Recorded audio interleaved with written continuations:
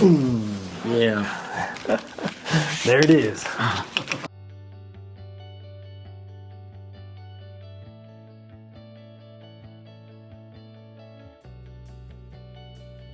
How's it going, everybody? I'm Dr. John Clayton, your Layton chiropractor here in Utah at Supra Chiropractic. In today's video, we'll be showing you some adjustments and more specifically, a different case that you're not typically used to seeing, hopefully, and that is dealing with a person that has a club foot and being able to adjust the foot and address that. And so I'm going to be showing you in this video that part where we go over and we kind of analyze the foot and we talk about the differences in a club foot versus like a regular foot to kind of help you understand more about club foot. It's something that people are typically born with. It's usually something that they find in hospitals for babies that can be addressed at a young age. But if it's something that is not addressed and that you're living with as an adult or a teenager or something like that, be sure to come into a chiropractor who has specialized skills that can address that and adjust the foot according to how it has formed, or in this case, become a club foot. So I hope you guys enjoyed this video. Check it out and we'll catch you at the end. So when it comes to addressing a foot, one thing we want to take into account is when you look at the foot, you want to have it look in the neutral position like this. What we're going to look at here and what address is going to be more of a club foot issue, which is usually something that people are born with. So if you're born with a club foot,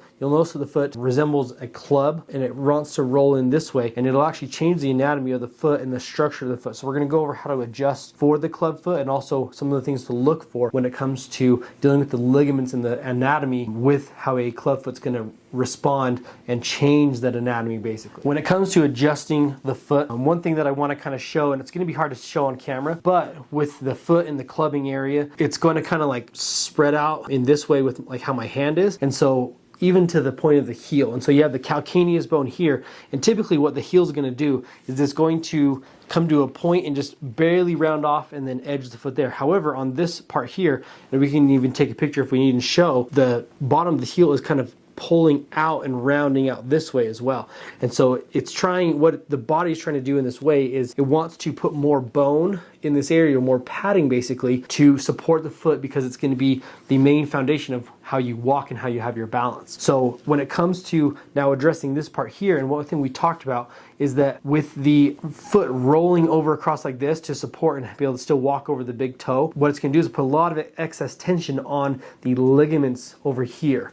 And so on this outside area where most people roll their ankle and sprain it, in this situation with club foot, is that it's almost going to be putting constant strain on those tendons and ligaments, acting as if it was going to be rolling. And so one thing that the patient noted is that when they're sitting there and they take their foot and just kind of rest it, is they feel like once they get up and start walking again, that the ligaments feel like they're in a strained or sprained position. And so what we want to do is we want to correct and bring this part of the foot over at the front here, because this part's already doing it lower here. We want to address this, and then we want to actually address the heel as well, because the heel is shifting over like this, which will then exacerbate the tension on those ligaments as well. So we're going to show you what that looks like. So I want to grab the heel and I want to pull it this way, and then grab the ankle right here and address here, just like that. And so you're not going to hear a ton of clicks in there because everything's super tight. But then we want to go right into here and pull this mid part of the foot here across and address that. And there was a deep pop on that one. And then what we can do too is make sure this bone right here, the cuboid, that's moving up and down really good. Okay, and then we can check side to side. We want motion on both sides, which we do have now. And then let's make sure the heel is in place. So we're going to grab that and just literally shift the heel back that way. Okay, and then check the heel tension. So heel should be able to move back and forth equally, just like this as well. Okay, and then you can run through the toes. So on these ones, I want to be a little bit careful because of how the foot's clubbing over. You want to pull like that. Just like that. And so that's how we're going to address a club foot in this situation. And then another thing to talk about as well, so on the opposite foot, we're going to have a little bit different style of clubbing. One thing that the patient noted is that they're walking on the outside of their foot more so. And so what that tells me, for one, is that for the support, because this foot is a little bit different characteristics than this one, it's not rolling in as much like this to club over. And so what's happening to give the foot more stability is that the ankle is going to turn out this way, and you're going to walk on the outside of your foot here. So what we need to do is kind of bring the ankle over as well, so that the foot wants to be walking more over the big toe. So we want to roll the foot medial or inside. So when we do that, when we address this, we're going to go here, pull across here, and adjust and pull that way. Same thing, when all I do all my adjustments, I want to pull in that way when I address it, just like that. We got the heel to slide over a little bit, which will then help the foot roll this way as well. And then this one, we want to make sure the cuboid, that bone right there, is sitting flush, just like that. And then midfoot, roll this way, just like that. And then here, with the big toe, what you're going to notice, it's hard to tell with socks on, but the big toe is curling underneath the second toe. So we want to pull this way, get them to come out from each other, grab the big toe right here, and try and gap this one as much as we can. There we go. Second toe. Good. So we got our most movement in the first 2 toes there, which is exactly where we needed it. So that's how we address a club foot. We had 2 different styles of club foot here, and then so both of them needed different adjustments, but we were able to take care of both of those as needed. Okay, deep breath in here for me, all the way out.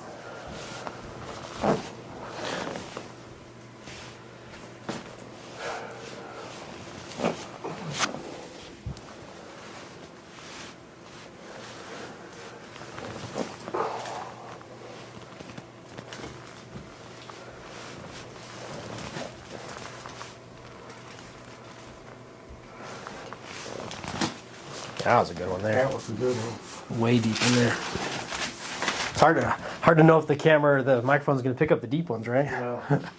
Okay, let that relax there.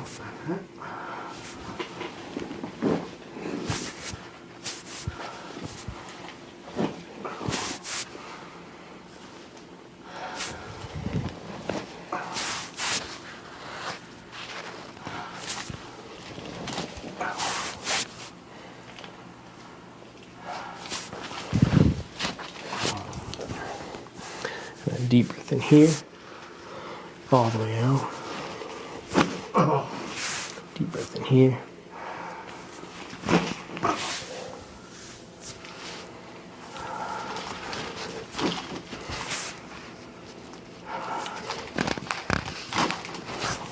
So tight up there. Deep breath in here, all the way out.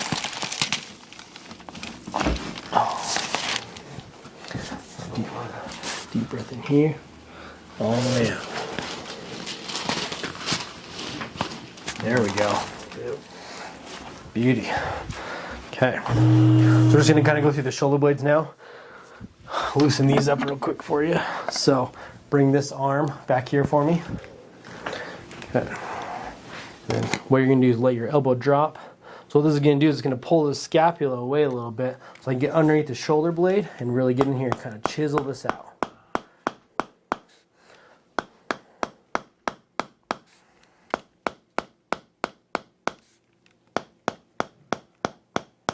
Switch hands for me.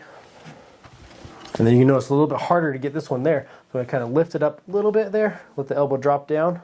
So usually too with people that are right-sided or like right hand dominant, we'll have a tighter scapula on that same side. So when I get in there,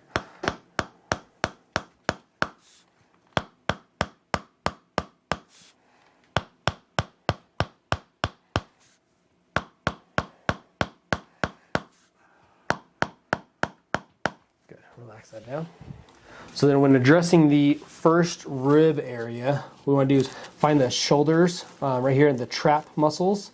So the tight ones that are always tight on everybody. And then you want to roll slightly down from those. If you hit the collarbone, you are too low.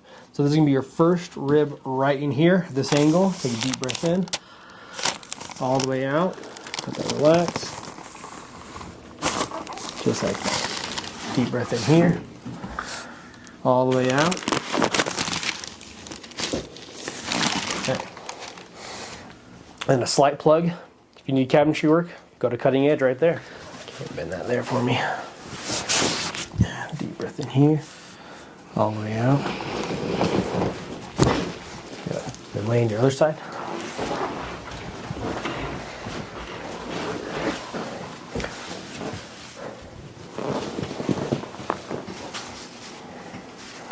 Deep breath in here, all the way out. Lay your back for me. Let that relax there. Ooh, beauty.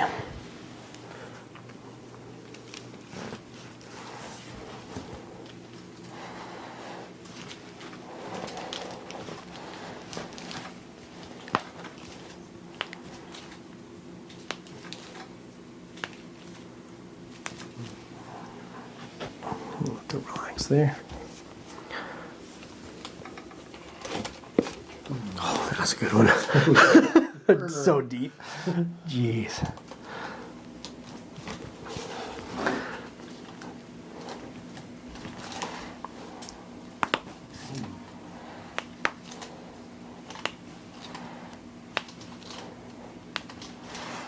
Perfect.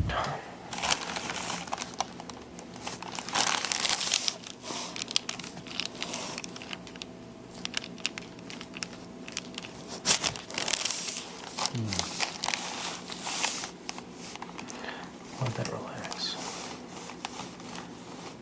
There it is. That's the one. Then lift your head up for me there. And back down. Take a deep breath in. All the way out. Yeah. There it is. Be able to reach the stuff on the top shelf. Hopefully, right? All right, hope you guys enjoyed the video. Again, when it comes to dealing with specific cases or harder cases, that's something that I really enjoy and like to look at and analyze for the patient. One of the things that I saw recently, other than like in this clubfoot video, was I saw a patient with lockjaw, and it was interesting because the patient came in with their jaw locked open. And so we were able to work through that, and I did not get that on video or anything for privacy of that patient. But in this video here with the clubbing of the foot, that's something that's a little bit different than most people won't address or won't see unless it's a podiatrist.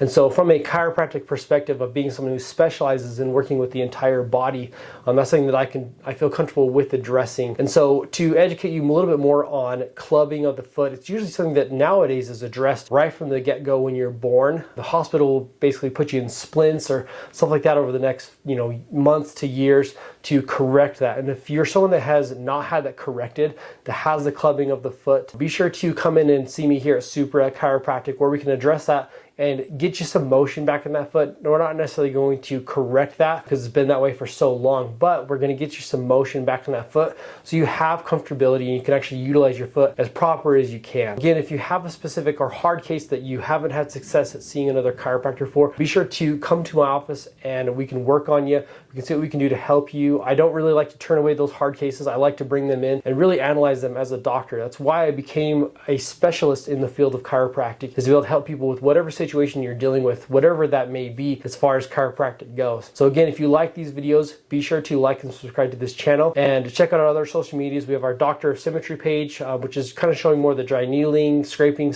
aspect of stuff, as well as the Supra Chiropractic page, which just kind of gives you your basic stuff here and there, little tips and tricks here and there, as well as I do have a personal page as well that I show stuff here and there, but not as much chiropractic as well, and that's just John Clayton. So feel free to check those out, stay in touch any way you can, and then be sure to check out Josh Matthews. He's the patient here in this video. He owns Cutting Edge Cabinetry, which is located in the Davis and Weber County part of Utah. So if you live around here, check them out. Their website is cuttingedgecabinetryut.com. And again, hope you guys enjoyed this video. See you in the next one.